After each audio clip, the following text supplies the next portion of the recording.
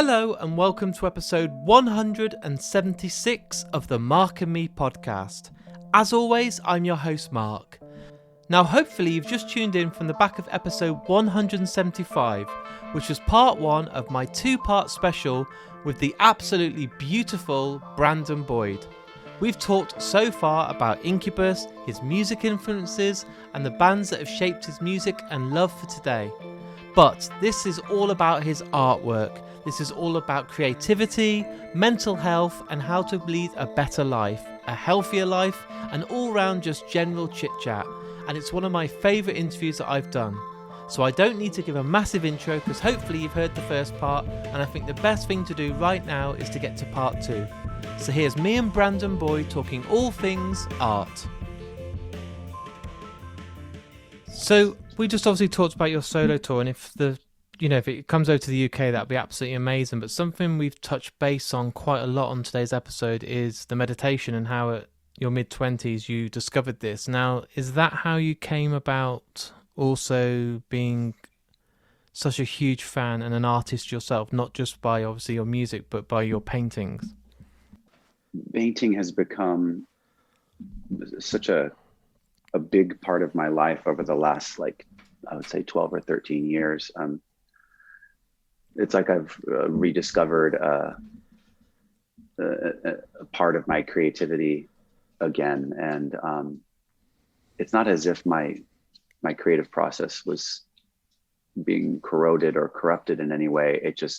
I think that I allowed for something else to kind of rush in, and as far as like inspiration, and it was painting, and it seems to have pried the door open even wider to muse showing up in my house. So I'm so thankful for it.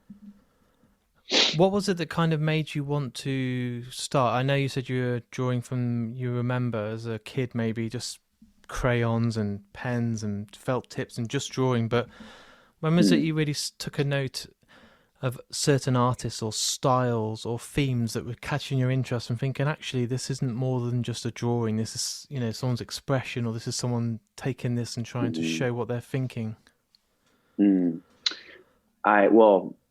starts pretty early for me. Drawing was always a thing that I suppose differentiated me. It was the thing that like my friends knew, like, oh, Brandon, like he can draw that. Like if someone needed, in your group of friends as kids, like you always need someone to be able to draw something. Yeah. So my really early memory for me is like I was obsessed with surfing and skating since I was a kid, and there was this artist named Jim Phillips who had a skateboard series he did for Santa Cruz Skateboards for a pro skater called Rob Roskop.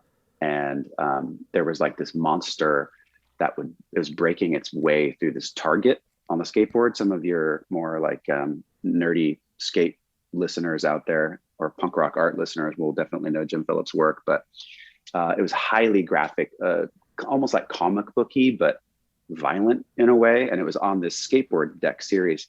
I couldn't afford the skateboard, so I would basically like draw renditions of it, and then friends of mine ended up wanting them, so I would draw these different imitations of these Rob Roskop skateboards for my friends, and that led me into being kind of obsessed with the nouveau artists from the turn of the century. And so going into like my teenage years, I became obsessed with like Alphonse Mucha and Egon Schiele and Aubrey Beardsley, and all of these artists were being emulated by, I found out about all those artists through the 1960s and 70s San Francisco concert poster art scene. And so artists like Rick Griffin and Stanley Mouse were kind of emulating that nouveau art style, among other styles, and creating concert posters. So at 15, when we started our band, we needed to, let people know that we were playing shows. And I was like, I get to make concert posters, and of course I'm going to do them to the best of my ability in the style of these guys who were essentially heroes of mine, like Stanley Mouse and Rick Griffin. And they were, the flyers that I drew were fucking terrible, but it looked like a 15-year-old emulating Stanley Mouse, emulating Alfonso Mucha. So there was that. I remember being fully obsessed with it, but I was like really entrenched in that realm of that kind of nouveau art style for a really long time. And still to this day, I'm definitely taken by it.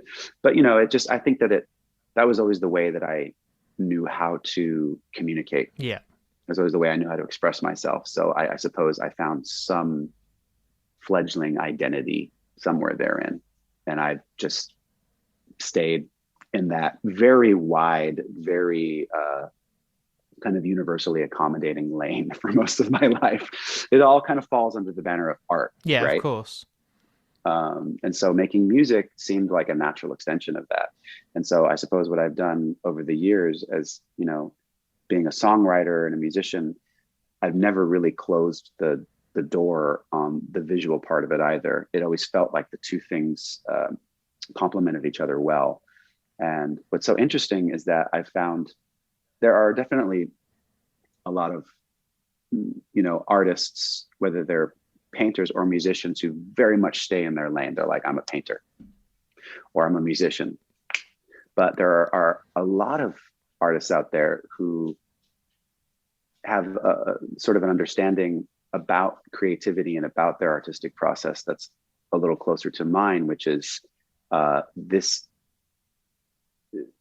is something that potentially can be kind of limitless. Of course. And so there's like a decision that you can make at some point. It's like, do I give myself permission to be like a free form creative person? Like, do I give myself permission to explore any avenue that inspires me? And so that's what I've been essentially trying to do. So during lockdown, something else that I started to think about was trying to find those other artists who kind of approached their process like I did. And I started this project called Moonlight Arts Collective. And the idea is to do limited edition, hand signed and numbered fine art print series. So it kind of invites collectors in at a much more kind of affordable price point. Yeah. So people who love to collect art and appreciate art, they don't have to go to a gallery and spend $20, $50, $100,000 on a piece of art they love. It's like there's a print, which is on really great archival museum quality paper, and it's signed by your favorite artist, who also happens to be in that band, or happens to be an actor, or an NFL player, or something like that. And so it's funny that you mentioned Anthony Hopkins earlier, because he's like the perfect example of that. We all know him for his incredible roles, for the personas that he's so successfully embodied over the years. But what people are kind of just starting to find out is that he's kind of a fantastic painter too. I actually have some of his pieces. Wow.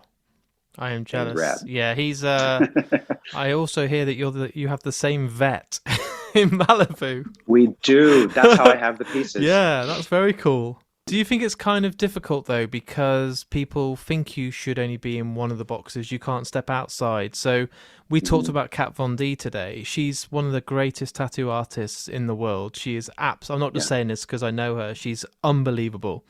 The moment she tried to start singing and put an album out, people are like, oh, fuck off, you should just be doing tattooing. Who do you think you are? Do you feel like you've kind of got this restraint where you're kind of held down because you're the singer of Incubus, because you're Brandon Boyd, who should be singing? So when people are like, I don't want to buy his artwork, he should be just recording with Incubus full-time 7 days a week for the rest of his life. I don't understand why he should be allowed to think differently or do anything else but that. Right. It's been, the pushback that I've gotten has been minimal, thankfully, but the only place that it's come from is from hardened lifers in the art world. Yeah. Where they're like, stay in your lane, dude. And so I'm sure that my art has been judged a lot more harshly from certain factions of the art world. And the art world is arguably more precious than the music world is. And we're pretty fucking precious in the music world about our music, but you get into the art world and it moves you into these like quasi-intellectual realms, and people, trying to interpret pieces of abstract art. And there's, been 101 comedies and comedy sketches about the quasi-intellectual and the turtleneck with the you know, the beret, trying to Yeah. dissect impressionist work and all these things. And I kind of love that stuff because one of the things I love about art is its vast subjectivity, Yeah. you know, so it's fun to stand in front of a painting with someone else and be like, I think, you know, It's so and then have true. them say, well, I think, and you can do that with music as well. But I suppose maybe I'm just the kind of personality that I'm going to do it. I'm going to do it whether people are listening to it or not. Yeah. I'm going to do it whether people enjoy the painting or not. So I'm just going to shrug my shoulders and be like, it's awesome if you like it. Thank you. If you don't, that's okay too, you know? I mean, I've done a special on this podcast called The Voice Behind the Artist, and I've had 10 artists, and I've had people like Matt Ferguson, who's, in my opinion, like the next Drew Struzan. He's unbelievable. These British artists that are going to be absolutely everywhere, you know, that they deserve to be.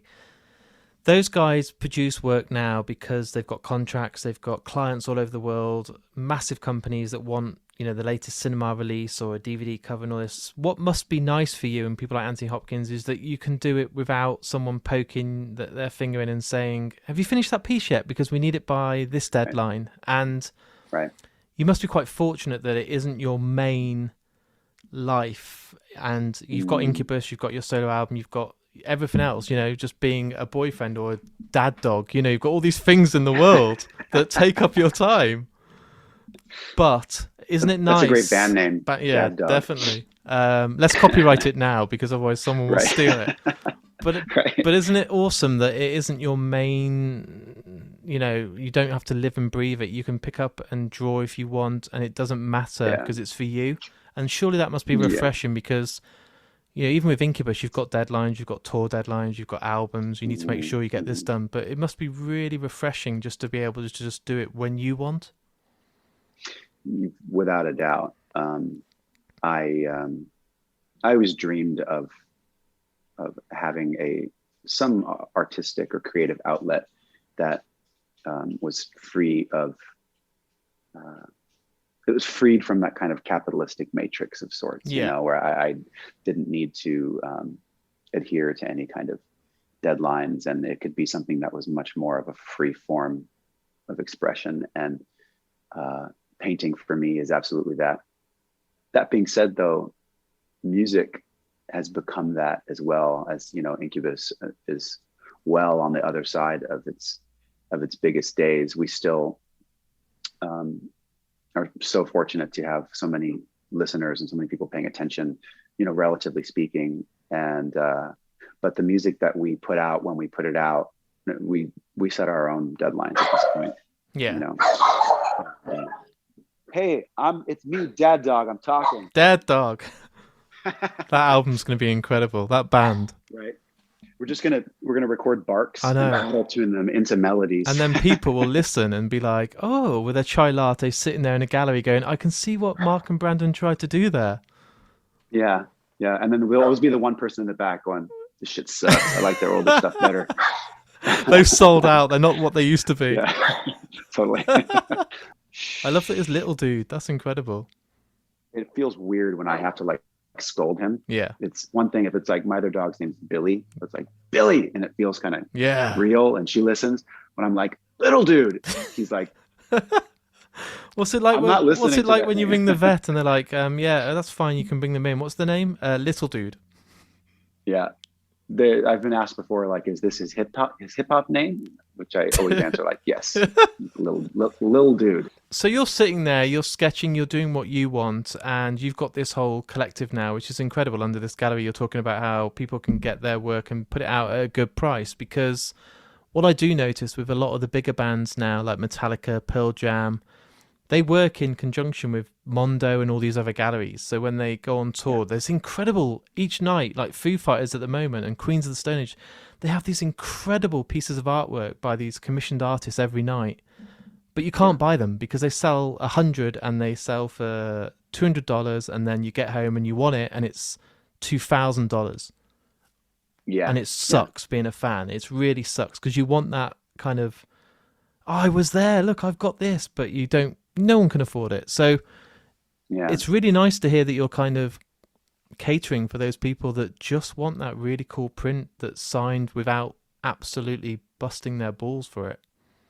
Yeah, that's the idea, at least. I mean, the way that the economy works, unfortunately, is that there are people that, it's with like the ticket scalping phenomenon. It's like, oh, they're sold out in 10 minutes. Oh, you can get a ticket, but it's going to be, 15 times the price. Yeah. That's one of the unfortunate side effects of the way our market works in the world today.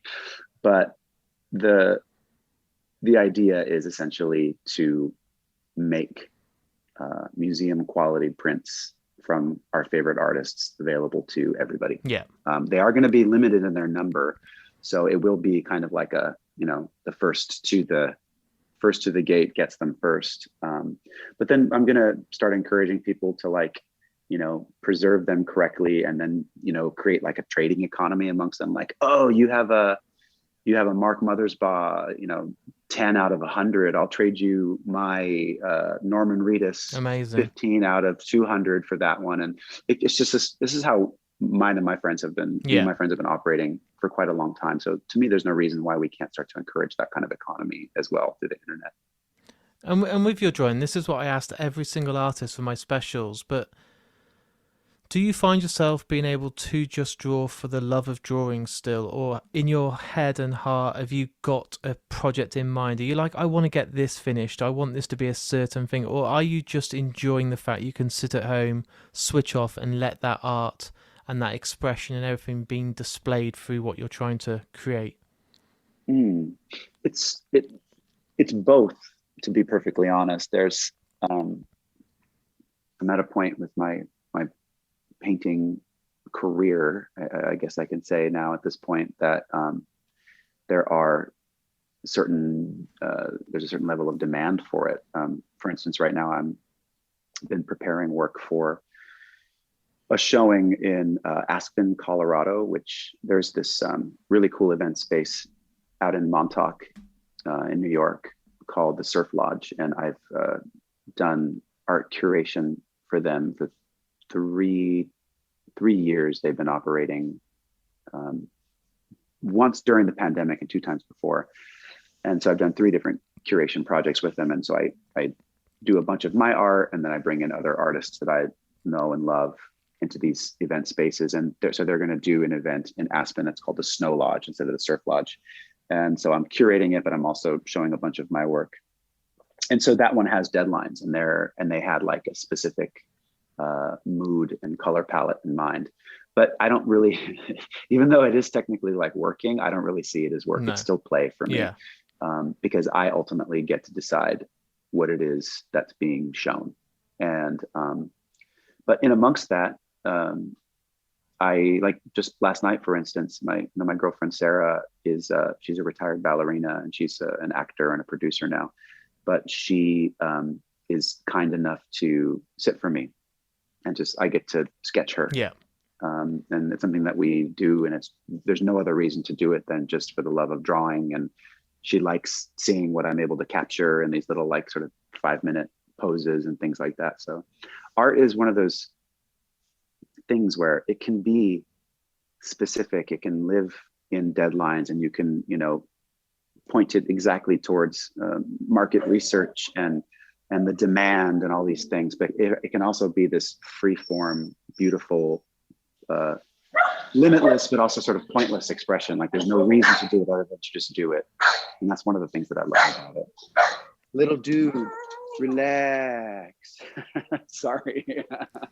I really want to keep this on the episode because I think it's cool. All the dog owners out there will be like, I can relate. Right.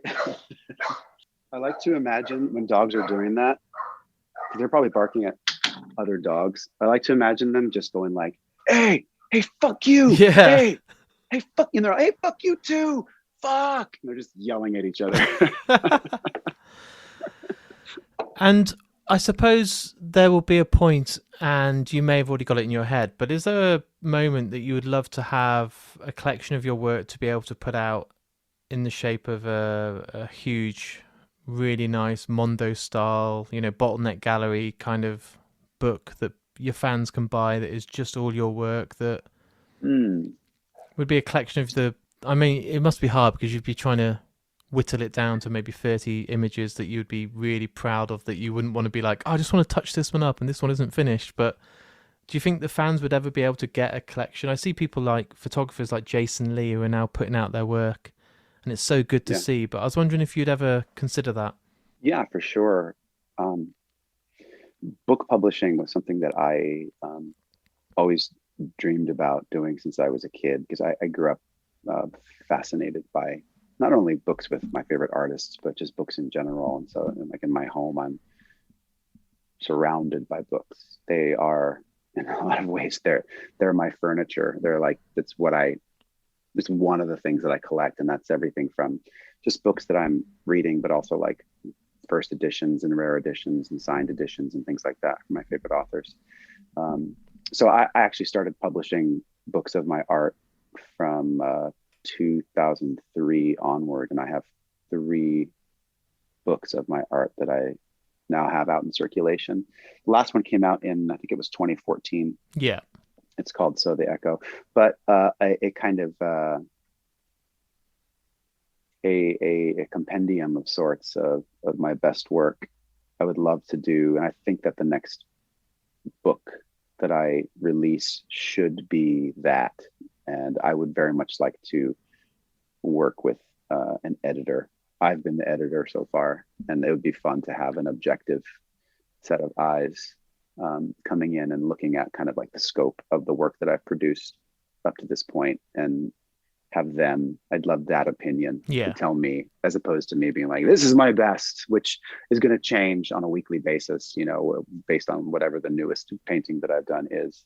So the answer to your question is yes. I think that would be a really great idea. And a new book is overdue. So what about the opposite? It's like a B-sides collection, but the ones that didn't make the final cut, there must be pictures that the public haven't seen that you love, but they're just, you don't love them enough to put them out. I'd love to, you know, everyone gets the B-sides or the rarities albums for music, but no one really gets to see those unfinished pictures or those ones that didn't make the cut, unless someone's died or they publish people's diaries and stuff. But I bet there's some stuff out there that the fans would love to see. I think that's also a fantastic idea. I have dozens and dozens of sketchbooks from over the years, and most of the work will never get seen. And it's going to be funny, because if a retrospective comes out posthumously, there's going to be a lot of like dick drawings. People are going to have a very different idea. I'm actually sitting at my desk here in my office, and I have a little sketchbook that I started on the Incubus tour bus, where I just called it the Exhibit. Incredible. And I will put a screenshot of this up for Instagram and Twitter and Facebook, so people do know, because it's important. So I've been I'm seeing ones in here I haven't seen before. So that most of them are mine, but every once in a while there's one from, like, this one's from DJ Kilmore, and it's the Peanut guy, but it's a dick. This to me would be an amazing. I was gonna say, just sell that. Yeah. There are so many in here that are just, they're so ridiculous, but it would be a really fun coffee table book, I'm sure. The Exhibit. Honestly, this will be the podcast that launches a new band for you, and now a book on dicks. Right. This is it. Exclusively bought by men too, because this stuff isn't as funny to girls as it is to guys. That's incredible. Do you ever switch off and just relax, or, you know, not create, because you're so busy doing your solo record? You're going to be even busier doing a new Incubus record, not including lockdown, where everyone got a 2-year, you know, pass. But you draw. You are a dog dad. You want to be a dad, you said. Yeah. When do you ever switch off and just not do anything, or are you just not that person? Do you have to always be creating and making something? You know, this is actually a really fantastic question, because it speaks to what to me is a little bit of a potentially toxic part of our Western culture here in, like, UK, Europe, US, where we have this, and I think it might be, I can't speak for you guys there in the UK, but I'll just speak for the US. There's something about being perpetually productive that is kind of baked into our culture here. And like when you see friends and you ask like, how are you? And they're like, oh God, so busy. It's like something that you just have learned to repeat constantly. And so it's, if you're not busy, you're telling everyone that you're busy just so you can keep up the illusion of productivity. And I don't think it's actually a very good thing. I think that it's one thing to be, have busy moments in your life. But I think that if we don't have moments to switch off and moments to be bored and to engage in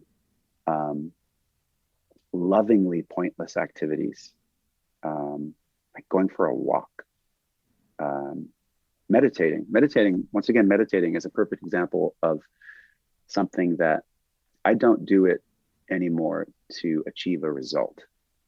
I'm at a point in my life where I don't think I need a reason to sit still and close my eyes and be free of thought for 20 minutes, 40 minutes in a day.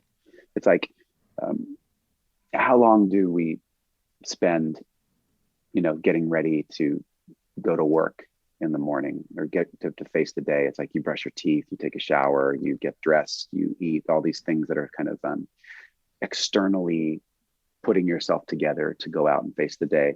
But for some reason, it's frowned upon to take 20 minutes and close your eyes and sit still and be still. I want to like normalize that. At least I've normalized it for myself, but I'm trying to, as I start to build a family, I would like to normalize free time, free range parenting. I heard that term recently, and that sounds fantastic to me. Yeah. My brothers and I were raised in a kind of free range style. Like we grew up here in the Santa Monica Mountains, and my pop taught us how to treat a rattlesnake bite. And he armed us with like a knife and a snake bite kit. And then he was like, be back before dinner. And so my brothers and I would like trudge the hills. We learned how to like treat a snake bite. We learned about what plants we should stay away from. We learned about what plants you can eat, and there's still so much more to learn, but it was a really cool way to grow up. It had its pitfalls as well. Obviously, it can be incredibly dangerous if you send somebody unequipped into the woods. But for us, it was wonderful. We had just enough time to be bored that we wanted to learn how to make music. Yeah. We had enough time to be bored that we wanted to draw. So the fact that making music and painting and drawing has become a kind of productivity for me and has led to careers, to me is almost an afterthought. Like when I'm doing nothing, like I love to sketch, and I don't do it for any other reason than it's just what I love to do. Does that make sense? No, massively. It's strange because throughout my 20s and 30s, I'm 39 now, but for the last 20 years, I never said no to anyone. I was always doing everything I could to please everyone, to just go out there. Mm-hmm. Do you want to go to a gig? Yeah, I will, because I didn't want to miss out. Do you want to go and do this tonight? Mm-hmm. Yeah, I'll go to that party. I didn't want to go, but I just always didn't want to be the person that missed out on the most amazing night. Do you want to be in a band? Yeah, I do. Do you want to be a podcaster? Yeah, I do. And it was constantly stuff. Now, it's only the last 2 years, me and my girlfriend, we've got dogs. And honestly, I get more now from just holding her hand, putting a coat on and walking into a woods for 2 hours, getting lost on an adventure, finding a waterfall or just some amazing plants and trees or, smelling natural garlic, whatever it is. Being out there, having an adventure, coming home, putting a fire on and just sitting down gives me more satisfaction than any music festival, any rock and roll night of getting pissed and doing drugs, anything, honestly. And maybe I sound like an old man, but I'm at that point now where I find the peace in the smallest and most simplest things that I used to just never even knew existed, that cost nothing. Yeah. Right. That's the wild thing, right? Is that these experiences are readily available and they're essentially free.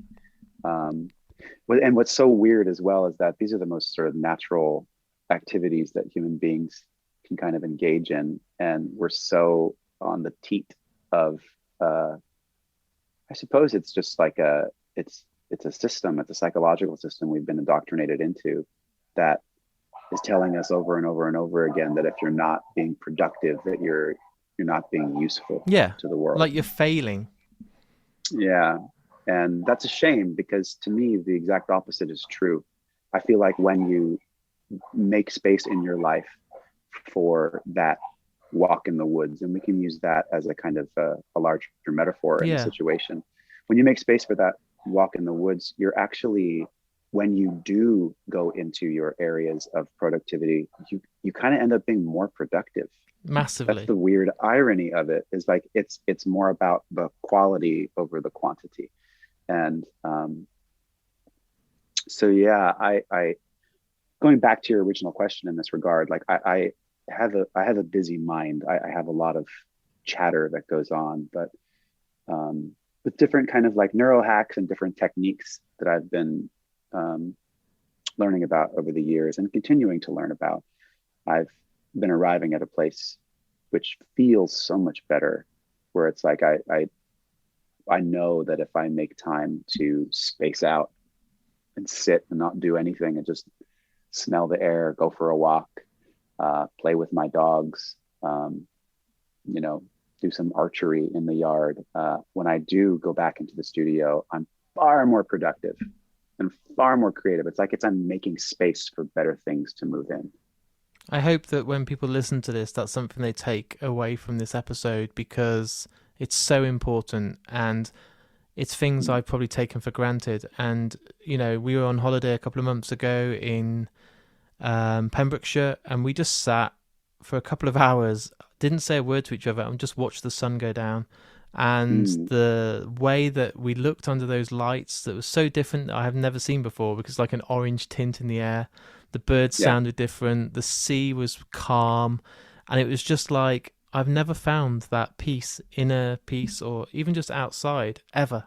And it's been there for thousands of years, and it was just, it's just waiting there. It was just waiting, and now it's there. We're going back again next month, and we're going again in April, because I can't get that from anywhere else. Yeah, it's so true. And what's so wild about that as well is that those are that moment where you were essentially doing nothing. Yeah. From a certain perspective, you were sitting. What were you doing? Nothing. You were sitting there, and we were basking in the light. That's the memory that you're going to take with you for the rest of your life. Not the busiest day where you were running from place to place trying to be as, like, quote, productive as you possibly could, but the moment when you sat with your beloved in the beautiful light. Yeah.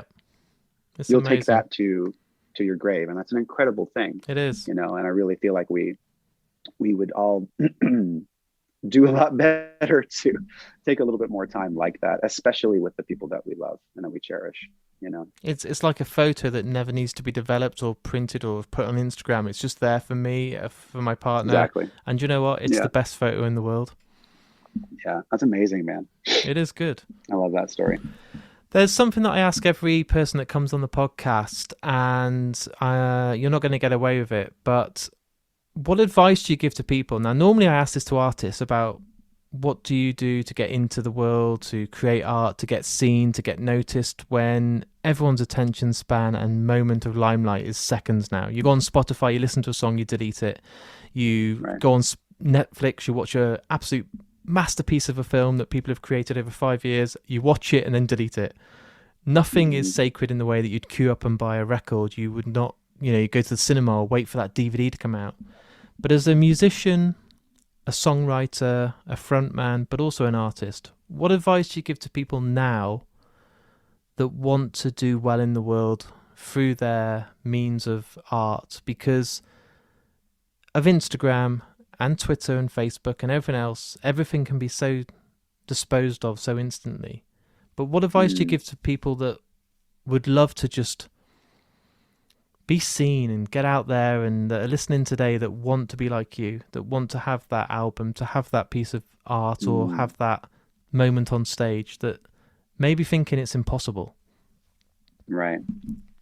It's a really challenging question, because the desire to be seen, though universal, all of us want to be witnessed in some capacity, and we want to feel like we exist. Even if you get that fleeting moment, that kind of quote 15 minutes of fame, even though 15 minutes would be a long. That's because that'd be an achievement. That'd be yeah, wow. That'd be an incredible achievement in this day and age when we live in this era of sort of vast ephemerality. It's an attention economy, and it's governed by artificially intelligent algorithms. It's a very, very strange place. And this is going back to the front of our conversation, but we live in a really strange moment in time when we're more connected than we've ever been in the history of human beings, and we are lonelier than we've ever been in the history of human beings. It's the strangest cosmic irony that I could possibly imagine. So advice to an aspiring artist on how to get noticed, I honestly don't know. You make something, and it could be a masterpiece. It could be a master stroke of some kind that you make, and you put it out into the world. And it's a little bit like, a teardrop into a raging river. It's like your emotion in that moment is it just gets swiped out and never to be seen again.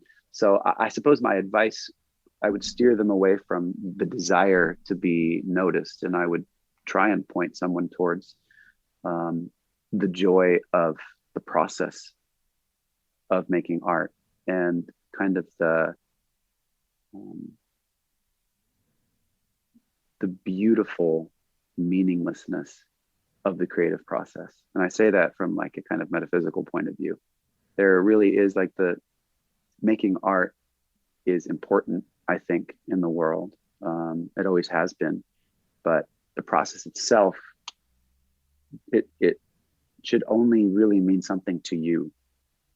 And if you are painting a picture or writing a song or taking a picture, I would say just be as in the moment as you could possibly be, or learn how to be as in the moment as you could possibly be. There's an amazing phrase which is, highly overused and co-opted for quite a few decades now from our old friend Ram Dass, Richard Alpert, but "be here now" is one of the most brilliant spiritual revelations, I think, from the modern era. It just essentially is asking somebody to be radically present. And when you can be radically present in amongst a creative process, writing a song, painting a picture, you're winning. You have succeeded, and if notoriety or if success or if celebrity accompanies that or comes on the heels of that moment, that's fine. But that's not as much fun.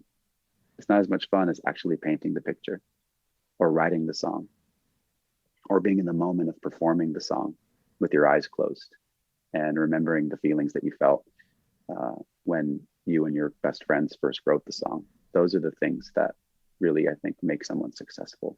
So I don't know. That could be all bullshit, but no, it's fucking beautiful. I'm sitting here beaming, and I've done 180 episodes now, and just that moment, then I was like, "This is my favorite moment," and I'm not just saying it. You can probably see by my face, it's legit. I'm like, that's just fucking beautiful. And if one person listened to this, or a million, I think if someone could take anything from today's episode, it's the "be here now." I really do. It's so important. Isn't that a great phrase? It is. It's so simple, short. It's 3 tiny little words, but it's like, it's almost on par with like, "I love you." Yeah. I'm like, wild. Do I go and get a "be here now" tattoo done? But then everyone will think I'm just a huge Oasis fan. I'm like, because I think that's one of their albums. I'm like, damn it. Oh, right. So I'm like, Yeah. I was even thinking, you could do it like in a place no one else can see. Yeah. Like right in your sexy spot. Yeah, exactly that. There is one final question, and again, this goes to everybody, and it's putting you on the spot. What I do on Mark and Me to make every episode different is I ask every guest that comes on to choose the outro piece of music. So it can be any song by any band or any film score or any instrumental. But while we've listened to today and we've split this episode in 2, we had a half time and we stopped. I'm now going to make this episode a 2-parter. It's going to be part 1 where we talk about Incubus and your solo record, and it fits perfectly that part 2 is all about the voice behind the art. So Mm, let's get mm, 2 songs off you. And I know it's not easy, and musicians struggle the hardest. I had Dustin from Thrice on here the other day, and he was like, I'll get back to you. I'm like, no, that's not allowed. You've got to tell me right. today. So when I ask the Wow. question to you, what is the song, let's say for part 1, that comes to you that means more than most songs? And it doesn't even have to have a reason, but it's something that means so much to you that as the edit is done, the interview's finished, and we say goodbye, the music kicks in, and it's the perfect outro Mm, for you. mm. Oh my God. Yeah, you're right. This is a hard one. I'm going to tell you my second one. So the last song, Okay? there's a track. Have you heard the band? They're called A Winged Victory for the Sullen. No. Um, it's it's like it basically all the material sounds like score. You know, it sounds like film score music. But there is a song they have called "We Played Some Open Chords," and it's just this like really simple but like devastatingly beautiful piece of music that probably is in a movie or two somewhere, but I don't know if that's actually true, but it feels so appropriate, so cinematic. So I think that would be a good um, outro for the second That piece. sounds Maybe for the epic. That first. sounds like a huge closer, like, boo. What I really love is when someone names a band I've never heard before, and then I go and check it out, and then that's all I listen to for the next 2 or 3 weeks. This will probably happen now. Um, gosh, the first one, that's so hard for me. I would, I'm. There's been so much new music coming out that's been so impactful to me. But there's a song that continually blows my mind when I listen to it, and has done so for almost 20 years. And it's Jeff Buckley, Grace, which is the title of his one and only album he recorded while he was alive. You don't have to tell me that. I'm But his biggest fan. I absolutely yeah, worship Jeff Buckley. I had his manager come yeah. on the podcast, and he talked, Oh, wow. and we've never had him do any interviews, and he came on and talked all about the final days with Jeff and the phone call when he was found and Mm, everything. And I truly believe that Grace for me is the best album ever made, truthfully. But the song mm. Love You Should Have Come Over, everything about that Oh, song, and Last God. Goodbye. I've said when I die, my coffin goes to the floor. All my best friends know this. Last Goodbye, I Yeah. want to be played. But Love You Should Have Come Over, I don't know how a human can make that sound with his voice, the guitar, the tone, the orchestral arrangements with Andy Wallace. It's just perfection. It's a masterpiece for sure. And Oh, you said somehow there Grace. are, I love it when I can use Jeff Buckley. yeah. Well, no, that song, especially the last like 20 seconds of that track, Yeah. um, even after hearing it literally 1,000 times, it still like kind of like rattles my core a little bit. He was the first male singer that I heard, um, where I was. It almost confounded me that a man could sing that way, his range, Yeah. and it knocked open a whole set of doors for me towards possibilities. It made me want to be a better singer. It made me want to explore my range more. It was extremely inspiring to me, still is to this day. But it also made me appreciate the deeper you dive into singers, male and female, and everyone across the spectrum. Jeff was something out of this world. He was a once in a lifetime talent. And so yeah, let's do Grace. I never got to see him live. I am so destroyed because I've bought his. You know what it's like. If you like Jeff Buckley, you buy every live EP, every recording, every outtake, all the B-sides, all the outtakes that never made the Grace recordings, and I would give anything just to see one night of him play. I know that would be amazing. I saw him once, not performing his own music, but I grew up loving the band Shudder to Think, and they had a side project called Mind, Science of Mind. Do you are No, aware of and that again, I'm project at writing all? this down now. Like I'm going to be downloading and listening to this after today. It wasn't like amazing, but it's cool to listen to, especially if you like Shudder to Think. But I saw Mind, Science of Mind in New York City in like the late 90s, and Jeff was playing bass. Wow. And that's actually how I found out who he was. I was like, who's the handsome kid on the bass? Started asking around, oh, that's Jeff Buckley. And then found out about his record, and then was blown away. And then of course he died shortly thereafter. So it was Yeah, he's amazing. I ask myself every single day what he would be doing now. I really would love to see where he would have gone after Grace. I feel wrong sometimes listening to My Sweetheart the Drunk because it wasn't finished. I feel like I shouldn't be delving into it. It's like reading his diary, and I feel a bit wrong about it. But there's some of the songs on there and the potential and the stuff that would have come out blows my mind.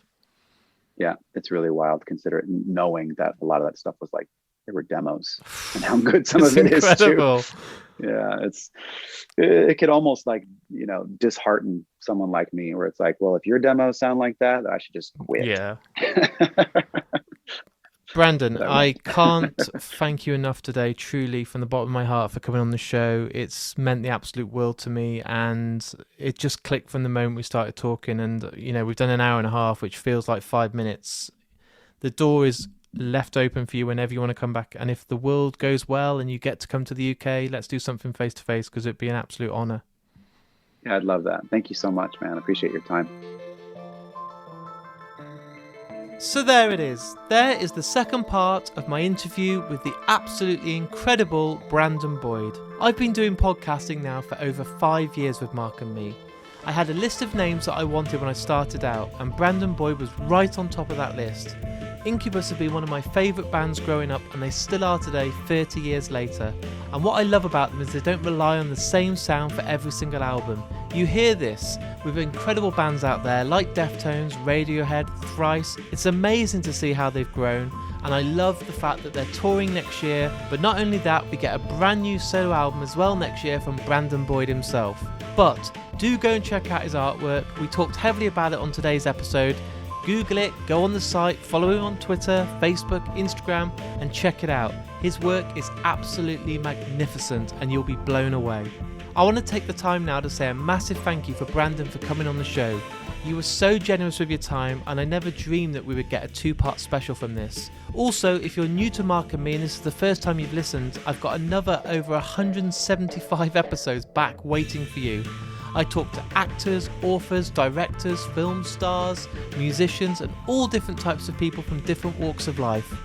All my episodes are free, and you can go on markandme.com, and there's links on there to my Spotify, my iTunes, my Podomatic, or however you listen to podcasts. I've made sure that I'm there for you. But not only that, I have a Twitter page, a Facebook page, and an Instagram page. If you've loved today's episode, please share it across your networks or tell your friends to listen. It costs absolutely nothing to do and can make a massive difference to this little podcast. I'm a one-man team. I don't have an editor, I don't have a producer, I don't have someone that goes out there and sets these interviews up for me. It's all me. I'm a one-man team, and I appreciate all the shares that you guys give me. And if you really want to support the podcast, on markandme.com there's a link to my Patreon page. Each and every month I have some fantastic prizes from the sponsors of the podcast. Last Exit to Nowhere t-shirts, who provide me 2 t-shirts every single month to give away as prizes to say thank you for supporting the podcast. But not only that, Vice Press, who in my opinion are the best company out there for movie posters and have some incredible artist work available. They give me some variant posters that money can't buy, some absolutely outstanding variants, and so many different posters available. And thanks to those guys, every month I have exclusives that are only available to my Patreon members to say thank you.